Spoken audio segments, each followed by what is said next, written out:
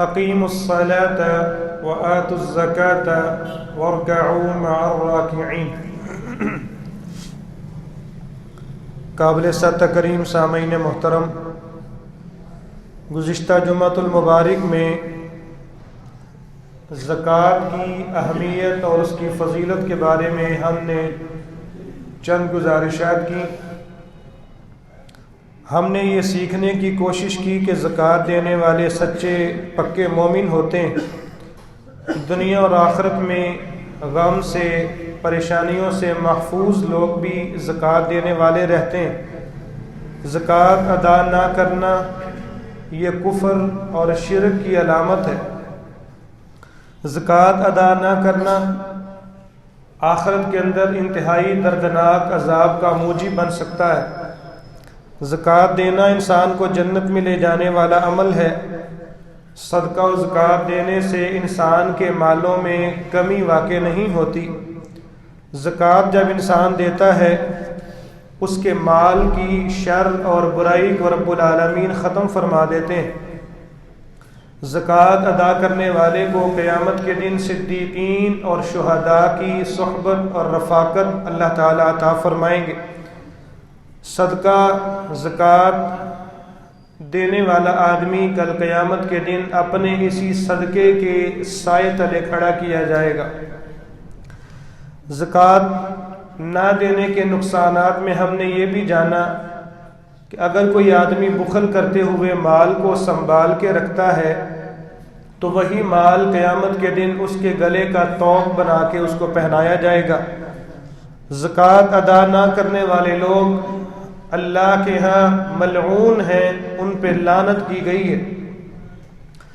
زکوٰۃ کو اپنے پاس روکنے والا آدمی جہنمی شخص ہے۔ زکوٰۃ ادا نہ کرنے والی قوم کے اوپر اللہ تعالیٰ قحط سالی کو مسلط کر دیتے ہیں۔ اور زکوٰۃ ادا نہ کرنے والوں کے بارے میں جناب ابو بکر صدیق رضی اللہ تعالی عنہ انہوں نے ایسے لوگوں کے ساتھ قتال اور جہاد کا حکم صادر فرمایا۔ زکوٰۃ کی شرائط کیا ہیں؟ زکوٰۃ لینے اور دینے کے اسلامی آداب کیا ہیں؟ اور زکوٰۃ کے حوالے سے کچھ سوالات کے جوابات انشاءاللہ ہم آج کی نشست میں جاننے کی کوشش کریں گے۔ اللہ تعالی ہمیں صحیح معنوں میں سن سنا کے عمل پیرا ہونے کی، آگے پہنچانے کی توفیق عطا فرمائے۔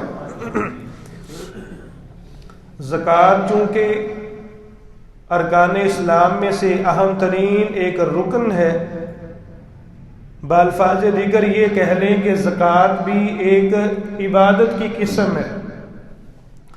تو کوئی بھی عبادت اللہ کے ہاں شرف قبولیت کو اسی وقت پہنچتی ہے جب اس کو کرنے سے پہلے انسان کی نیت خالص ہو۔ جب اس کی نیت کے اندر اخلاص نہیں ہے، ریاکاری ہے، نمود و نمائش مقصد ہے، تو انسان وہ عمل کر بھی لے، اللہ کے ہاں وہ قابل قبول نہیں ہوتا۔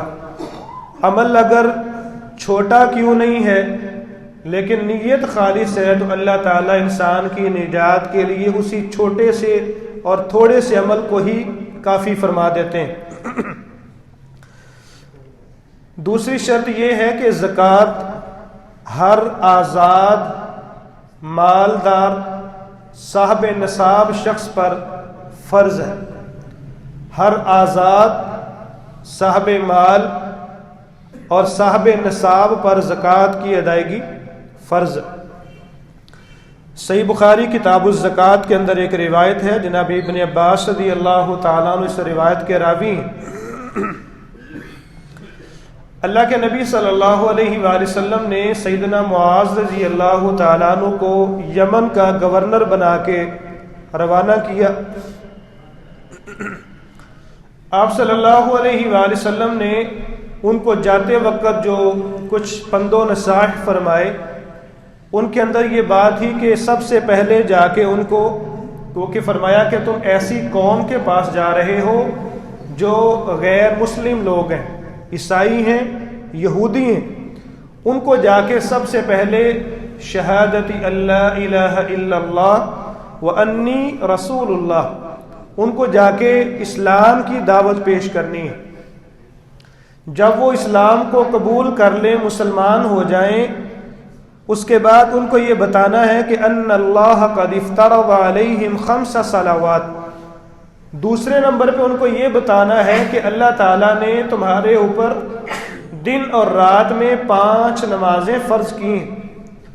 جب وہ نمازوں کی پابندی کرنے لگیں، پھر ان کو تیسرا یہ کام بتانا ہے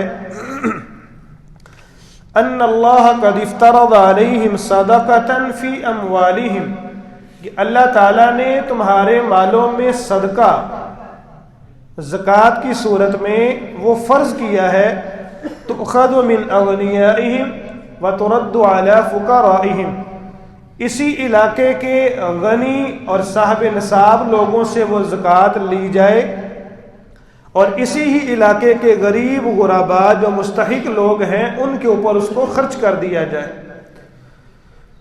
دوسری شرط یہ ہے کہ زکوٰۃ اس وقت فرض ہوتی ہے جب آپ کے پاس مال پڑا ہوا ہے اور ضرورت سے زائد پڑا ہوا ہے، اور اس کو آپ کے پاس پڑے ہوئے قمری سال، چاند کے لحاظ سے قمری سال، ایک پورا سال گزر جاتا ہے، اس پر زکوٰۃ دینا لازم ہو جاتی ہے۔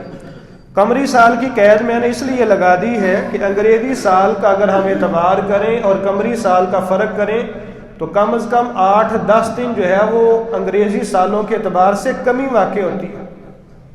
تو اس لیے محتاط پہلو یہ ہے کہ جب ایک اللہ کا حق ادا کرنا ہے، یہ ہم کسی پہ احسان نہیں کر رہے، یہ اللہ نے فرض کیا ہے تو اس فریضے کی ادائیگی کرنی ہے، تو اس کے اندر انسان کسی قسم کی کمی کوتاہی کا معاملہ نہ ہونا چاہیے۔ جناب عبداللہ ابن عمر رضی اللہ تعالیٰ عنہ بیان کرتے ہیں، من استفاد مالا فلا زکاة علیہ حتی یحول علیہ الحول عند ربہ، جو آدمی مال حاصل کرتا ہے، چاہے کاروبار کرتا ہے، تجارت کے ذریعے سے مال کماتا ہے، ملازمت کرتا ہے، اس کی وجہ سے مال اس کے پاس آتا ہے، کسی نے اس کو کوئی تحفہ دے دیا، بہت زیادہ دے دیا، یا اس کو وراثت میں سے مال آ گیا اور وہ مال اب نصاب کو پہنچ رہا ہے جو نصاب شریعت نے مقرر کیا ہے، تو فرمایا کہ جب اس پر ایک قمری سال گزر جائے اس بندے کو زکوٰۃ دینا لازم ہو جاتا ہے۔ تیسری چوتھی شرط یہ یاد رکھیں کہ زکوٰۃ یا صدقہ نفلی ہے یا فرضی ہے، وہ اپنے حلال پاکیزہ مال میں سے اللہ کی راہ میں دی جائے۔ حرام مال تو ہے ہی حرام، حرام کمائی کا دیا ہوا صدقہ یا زکوٰۃ اللہ کے ہاں قابل قبول نہیں ہے۔ یہ بھی نہیں ہے کہ کسی نے قربانی کے لیے جانور لا کے گلی کے اندر باندھا تو کوئی شریف آدمی صبح صبح منہ اندھیرے گزرے اور اس نے سمجھا کہ شاید ایسے ہی کھڑا ہوا ہے تو اٹھا کے ساتھ لے جائے اور کہے کہ یہ میں اللہ کے لیے قربانی کرتا ہوں، تو یہ چوری کا مال ہے، ایسا صدقہ ایسی قربانی اللہ کے ہاں قابل قبول نہیں ہے۔ اسامہ بن عمیر بن عامر سنن نسائی کی 2364 نمبر روایت ہے، بیان کرتے ہیں کہ میں نے اللہ کے نبی صلی اللہ علیہ وآلہ وسلم کو فرماتے ہوئے سنا، آپ فرما رہے تھے کہ لا يقبل صلاة بغیر طہور، اللہ تعالیٰ بندے کی بغیر وضو کے پڑھی گئی نماز کو قبول نہیں کرتے، ولا صدقة من غلول، اور دھوکہ دہی، فراڈ سے، خیانت سے، چوری کا دیا ہوا صدقہ بھی اللہ قبول نہیں کرتے۔ اور ایک حدیث کے الفاظ ہیں کہ ان اللہ طیب لا يقبل الا طیبا، اللہ تعالیٰ خود بھی طیب پاک ذات ہے اور اللہ قبول بھی وہ چیز کرتے ہیں جو پاک ہے اور طیب چیز ہے۔ زکوٰۃ لینے اور دینے کے آداب کیا ہیں؟ سب سے پہلا ادب یہ ہے کہ زکوٰۃ کا مال جو بندہ آپ کے پاس لے کے آ رہا ہے کہ حضرت یہ زکوٰۃ کا مال ہے، آپ اس کو بیت المال کے لیے جمع کر لیں، جو مستحق فیملی آپ کو نظر آئے ان تک پہنچا دیں۔ زکوٰۃ کا مال وصول کرتے ہوئے اس صاحب مال کے لیے خیر و برکت کی دعا کرنی چاہیے، پہلا ادب یہ ہے۔ یہ نہیں ہے کہ ہم اس کو کہیں کہ تو میرے دے سان کی تو نے اللہ کا حق ادا کیا ہے، فرض وہ ٹھیک ہے، لیکن حوصلہ افزائی کے لیے اس کے مال میں سے اس کے لیے دعا بھی کی جائے۔ جہاں پہ مال وصول کرتے وقت دعا کرنی ہے، وہاں مال دیتے وقت یہ بات بھی یاد رکھیں، دونوں طرف سے بات ہونی چاہیے۔ مال دیتے وقت آپ سلف صالحین اس بارے میں بڑا احتیاط کیا کرتے تھے کہ آپ کسی کو یہ بھی نہ کہیں کہ میرے لیے ذرا دعا کیجئے گا۔ آپ یہ مال اس کو دے کے اس پہ کوئی احسان نہیں چڑھا رہے کہ جس کی عوض آپ اس سے دعا کا مطالبہ کر رہے ہیں، لیکن دوسری طرف مسلمان کو حکم دیا ہے کہ اس کے لیے دعا آپ نے کرنی۔ مال دینے والا دعا کا مطالبہ بھی نہ کرے، کیونکہ اس نے اللہ کا دیا ہوا مال اس میں سے ایک فرض ادا کر رہا ہے، وہ کسی پہ احسان نہیں کر رہا۔ عبداللہ ابن ابی اوفا بیان کرتے ہیں اللہ کے نبی صلی اللہ علیہ وآلہ وسلم کا عام معمول تھا کہ جب بھی کوئی قوم آپ کے پاس مال لے کے آتی تو آپ وہ مال وصول کرتے اور ان کے لیے دعا کرتے، اللہم صلی علی آل فلان، اے اللہ فلاں فلاں پہ رحمتیں اور برکتیں نازل فرما۔ کہتے ہیں کہ فَأَتَاهُ أَبِي بِصَدَقَتِهِ، میرے والد محترم جب اپنی زکوٰۃ لے کے اللہ کے نبی کے پاس حاضر ہوئے، آپ نے قبول کی اور آپ نے میرے والد کے لیے بھی دعا کی، اللہم صلی علی آل ابی اوفا، اے اللہ ابو اوفا کے خاندان پہ رحمتوں برکتوں کی برکھا برسا دے۔ زکوٰۃ دینے والا اپنی مرضی سے زیادہ اگر دینا چاہے تو اس کو اتنا زیادہ اللہ تعالیٰ اجر عطا فرمائیں گے۔ یعنی ایک آدمی کا 1,00,000 روپے کے پیچھے 2.5% بنتا ہے 2500 روپیہ، وہ کہتا ہے کہ میں اپنی خوشی سے 5,000 اللہ کے لیے دینا چاہتا ہوں، بڑی خوشی کی بات ہے، اس میں کوئی ایسی قدغن نہیں ہے، قبول کیا جا سکتا ہے، لیکن اس سے مطالبہ زیادتی کا کرنا یہ غلط ہے۔ اپنی خوشی سے کوئی زیادہ دے صحیح ہے۔ ایک لمبی روایت ہے، جناب ابی بن کعب رضی اللہ تعالیٰ عنہ کہتے ہیں مجھے اللہ کے نبی نے زکوٰۃ کا مال وصول کرنے کے لیے عامل تحصیلدار بنا کے بھیجا۔ جس صحابی کے پاس میں گیا، میں نے اس کے مال کا حساب کیا اور اس کو بتایا کہ یہ چھوٹی سی اونٹنی کا بچہ جو ہے، اونٹنی، یہ آپ کا بطور زکوٰۃ مال بنتا ہے۔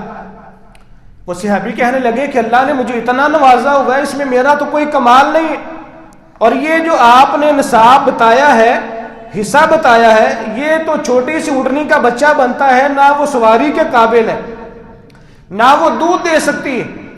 تو چونکہ اللہ نے مجھے اتنا نوازا ہے تو میں بھی اپنی حیثیت کے مطابق بہتر اللہ کی راہ میں دوں۔ جناب ابی بن کعب کہنے لگے کہ میرے لیے یہ مناسب نہیں ہے، کہ میرے لیے یہ اجازت ہی نہیں ہے کہ میں آپ سے ایسے وصول کروں۔ ہاں اگر آپ دینا چاہتے ہیں تو اللہ کے نبی کے پاس چلے جائیں، ادھر جا کے معاملہ پیش کریں۔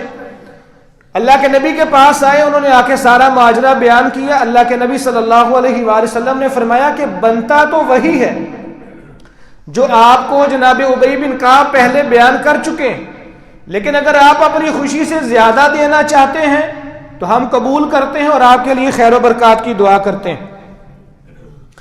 ایسے ہی جو زکوٰۃ وصول کرنے والا عملہ ہے، تحصیلدار ہے، وہ لوگوں کے گھروں میں جا کے، جہاں پہ ان کی رہائشیں ہیں، جہاں پر ان کے باڑے ہیں اور ان کے ڈیرے ہیں، وہاں جا کے زکوٰۃ وصول کرے۔ عمر بن شعیب رضی اللہ تعالیٰ عنہ بیان کرتے ہیں اللہ کے نبی صلی اللہ علیہ وآلہ وسلم نے فرمایا لا جلب ولا جنب ولا تؤخذ صدقاتهم الا في دورهم، زکوٰۃ لینے والا آدمی لوگوں کو یہ نہ کہے کہ میں ادھر کرسی رکھ کے بیٹھا ہوں، آپ اپنے اپنے جانور اور مال لے کر میرے پاس آ جائیں، ان کے پاس چل کے جائے، ان سے زکوٰۃ ان کی جگہوں پہ وصول کرے۔ اور اگر کوئی دیہاتوں میں رہنے والا آدمی ہے، اس نے جانوروں کی زکوٰۃ دینی ہے، تو وہ یہ زکوٰۃ سے بچاؤ کے لیے جانور دور نہ لے کر جائے کہ گاؤں سے باہر لے کے چلا جائے، دونوں کے لیے جائز نہیں ہے۔ اور فرمایا کہ وَلَا تُؤْخَذُ صَدَقَاتُهُمْ إِلَّا فِي دُورِهِمْ، کہ لوگوں سے صدقات اور زکوٰۃ ان کے گھروں میں جا کے، ان کے علاقوں میں جا کے وصول کیے جائیں۔ چوتھا ادب یہ ہے کہ زکوٰۃ وصول کرتے وقت درمیانے درجے کا مال لیا جائے، نہ تو بڑے اچھے مال پہ ہاتھ ڈالیں کہ ہاں یہ دو ذرا مجھے، نہیں، نہ بالکل ردی مال، درمیانے درجے کا مال جو ہے وہ وصول کیا جائے بطور زکوٰۃ کے۔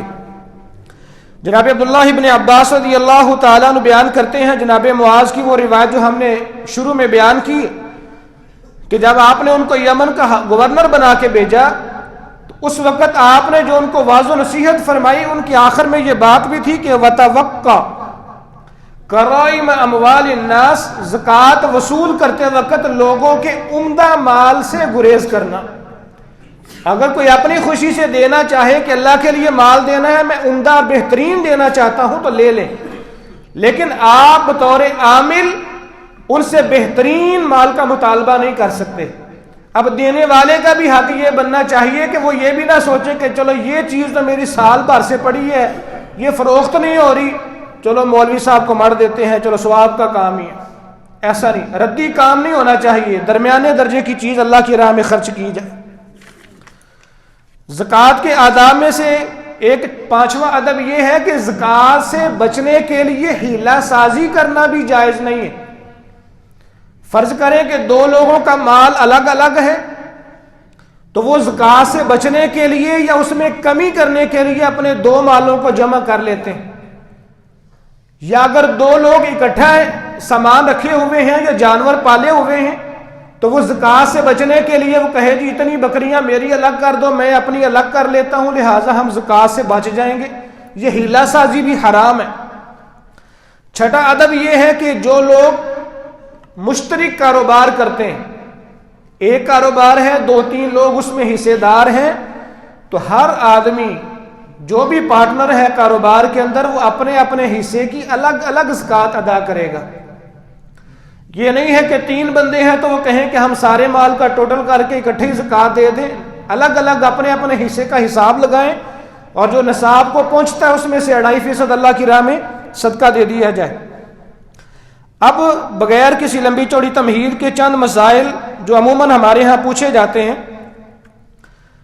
سونا اور چاندی، یہ اگر آپ نے خرید و فروخت کے لیے رکھا ہوا ہے یا گھروں کے اندر ہماری خواتین مائیں بہنیں بطور زیور اس کو رکھا ہوا ہے، خالص سونا چاندی، ہمارے سونار احباب موجود ہیں جو خالص سونا چاندی ہے جس میں وہ کسی قسم کا کوئی ملاوٹ نہیں کی گئی، خالص سونا چاندی، سونا جو ہے وہ اگر 7.5 تولے کو پہنچتا ہے اور چاندی اگر 52.5 تولے کو پہنچتی ہے تو اس میں سے 2.5% اللہ کی راہ میں صدقہ دے دیا جائے۔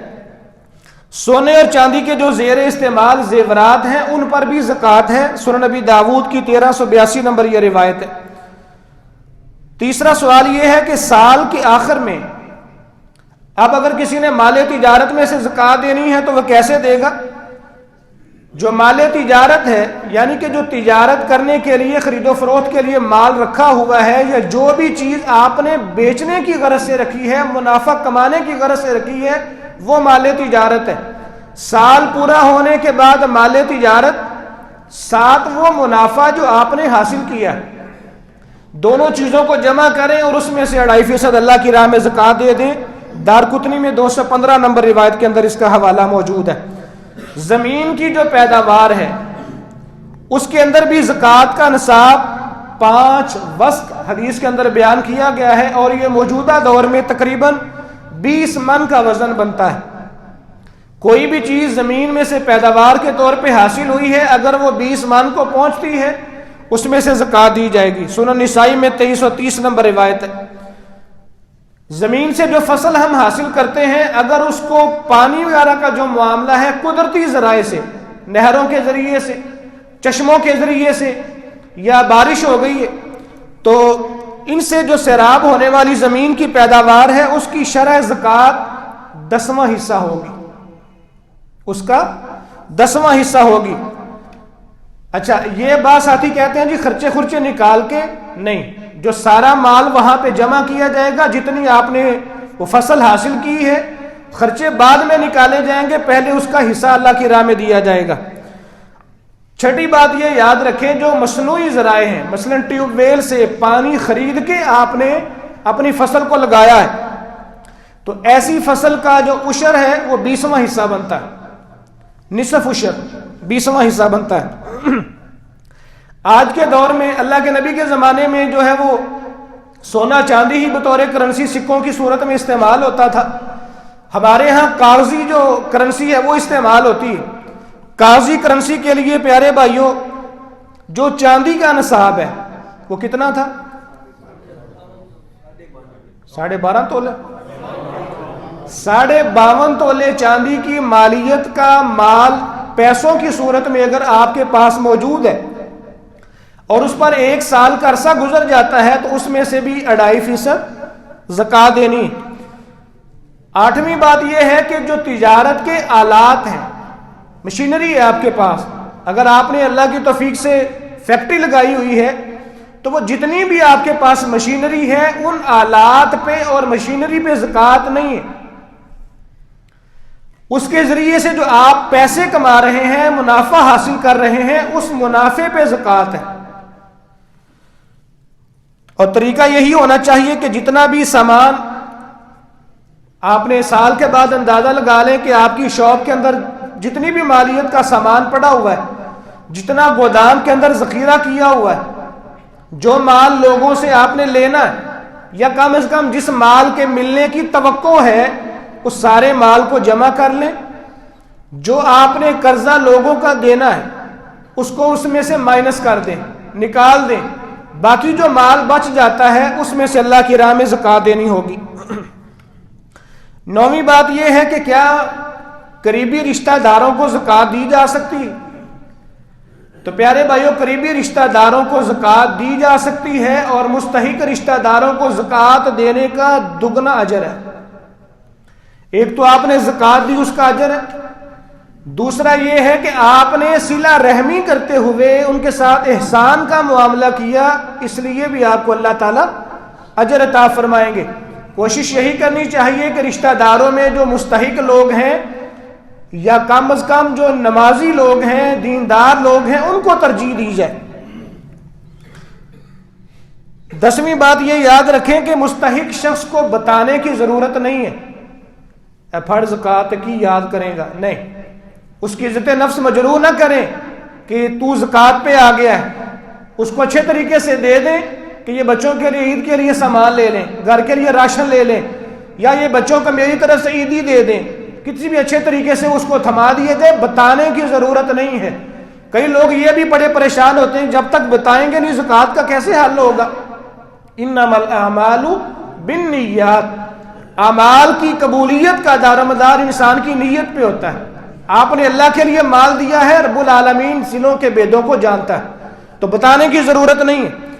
11واں معاملہ یہ ہے کیا ماں باپ کو زکوٰۃ دی جا سکتی؟ ماں باپ اور اوپر تک جتنے بھی ایسے محترم رشتے ہیں، نانا نانی، دادا دادی، پردادا پردادی، پڑنانی پڑنانا، اوپر تک جتنے بھی والدین کی کیٹیگری میں آتے ہیں، کسی کو زکوٰۃ نہیں دی جا سکتی. ان کو اپنے خالص اور حلال مال میں سے ان کی خدمت کرنا بطور اولاد ہم سب پہ فرض ہے. ایسے ہی جو اولاد ہے اخلاقاً حق یہ بنتا ہے کہ اگر باپ صاحب مال ہے، بیٹی بیٹے میں سے کوئی غریب ہے، حقدار ہے، کوشش یہ کریں کہ جو زکوٰۃ ہے وہ کسی اور مسلمان کو دے دیں. بیٹی بیٹا ہے، کوئی بیگانی چیز تو نہیں، اس کو اپنے حقیقی اصل مال میں سے ان کے ساتھ تعاون کر دیں. لیکن اگر کسی کا اتنا حوصلہ نہیں پڑتا تو اپنے کسی مستحق بیٹی بیٹے کو جو شادی شدہ ہیں اس کو زکوٰۃ دے سکتا ہے. بہن بھائیوں کو زکوٰۃ دی جا سکتی ہے جو مستحق ہوں. زکوٰۃ کے مصارف کیا ہیں؟ 8 مصارف اللہ تعالیٰ نے قرآن مجید کے اندر بیان کیے ہیں. فقراء، یہ جو عام مانگنے والے لوگ نظر آتے ہیں. مساکین، مسکین سے مراد کئی ساتھیوں کو یہ غلط فہمی ہوتی ہے کہ شاید جس بیچارے کی ماں مر جائے وہ مسکین ہے. اللہ کے نبی نے مسکین کی تعریف یہ کی ہے کہ مسکین وہ آدمی ہوتا ہے جو کماتا ہے، خود بطور سربراہ کماتا ہے، لیکن اس بیچارے کی آمدنی اتنی کم ہے اس کی بنیادی ضروریات کو پورا نہیں کر رہی. آسائشیں نہیں، عیاشیاں نہیں، ضروریات کو پورا نہیں کر رہی، تو ایسا شخص مسکین ہے اور اس کو زکوٰۃ دی جا سکتی ہے. زکوٰۃ اکٹھی کرنے والے لوگوں کو تنخواہ دی جا سکتی ہے. کسی غیر مسلم کو اسلام کی طرف مائل کرنے کے لیے زکوٰۃ کا پیسہ دیا جا سکتا ہے. کوئی غلام ہے آزاد کروانے کے لیے دیا جا سکتا ہے. آج کے دور میں کہہ لیں کہ اگر کوئی بیچارہ کسی وڈیرے کے ظلم و جبر کا شکار ہو چکا ہے, اس کے باپ سے غلطی ہوئی, 1,00,000-2,00,000 روپیہ لے لیا, اب وڈیرا جو ہے وہ بچوں پہ ظلم کرتا ہے اور وہ ہر سال ہر مہینے سود کی صورت میں بڑھی جا رہا ہے, وہ بیچارے غلامی سے نکل ہی نہیں رہے. ہمارے دور دراز کے علاقوں میں اس طرح کا نظام آج بھی ہے. تو ایسے لوگوں کو بھی زکوٰۃ کے مال میں سے آزادی دلوائی جا سکتی ہے. مقروض ایک مسلمان ہے, وہ بیچارے قرضے سے چھٹکارا پا نہیں رہا, تو زکوٰۃ دے کے اس کو قرضے سے چھٹکارا دیا جا سکتا ہے. اور فی سبیل اللہ سے مراد اللہ کی راہ میں ہر وہ جگہ جس سے مقصد دین کی اشاعت ہے, دین کو غالب کرنا مقصد ہے, کفر کی سرکوبی کرنا مقصد ہے, ہر وہ کام فی سبیل اللہ کے اندر آتا ہے. 8واں مصرف یہ ہے مسافر آدمی. ایک آدمی اپنے علاقے میں چاہے چودھری کیوں نہیں ہے, لیکن اگر دوران سفر بیچارے کی جیب کٹ گئی, اس کے ساتھ کوئی حادثہ پیش آ گیا ہے, اگر آپ اصل مال میں سے اس کے ساتھ تعاون نہیں کر رہے تو زکوٰۃ کے مال میں سے اس کو کرائے کی صورت میں یا کسی بھی مادے میں اس کے ساتھ تعاون کیا جا سکتا ہے. اللہ تعالی ہمیں قرآن و سنت کے مطابق عمل پیرا ہونے کی توفیق عطا فرمائے. وآخر دعوانا ان الحمد للہ رب العالمین.